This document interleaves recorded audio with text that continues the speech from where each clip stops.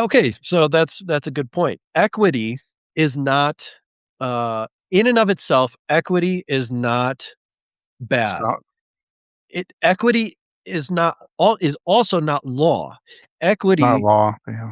equity is a principle that exists where law ends. So you have the corpus of law, right? Let's say that you have the body of the law, the corpus of the law. If the law does not describe or prescribe a solution, then there's equity.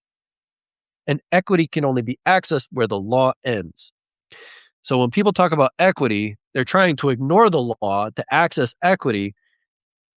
It doesn't work. Right. You can't do it. You can't do it. Equity exists only where the law ends. Where there is no law, there's equity. I can't put it any simpler than that.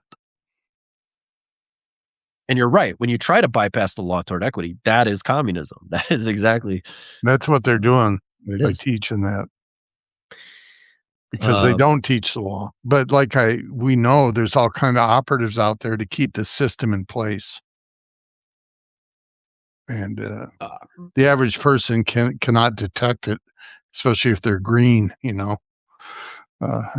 at the topic or subject. So last thing I got to say here is that I personally have had lots of cases dismissed in courts while being a 14th Amendment citizen, and I guarantee you that none of them were because I beat them in the law. It was because of some tangential burden laid upon them that they didn't want to continue the case. They gave up on it for some other reason. Maybe I was just too annoying and not profitable enough, right? Or maybe it was because I was being too public about one component or another that they didn't really want to be public. There's always ways to kind of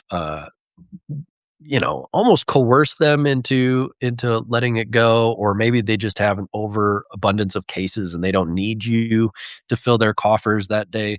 Whatever. There's a lot of reasons out there why They don't want to let the cat out of the bag case. sometimes too. They don't want to let the cat out of the bag. So you might be right functionally in everything you're saying, because honestly, everything that I say now is the same as I used to say, except now I have the jurisdiction. Now I have the political status.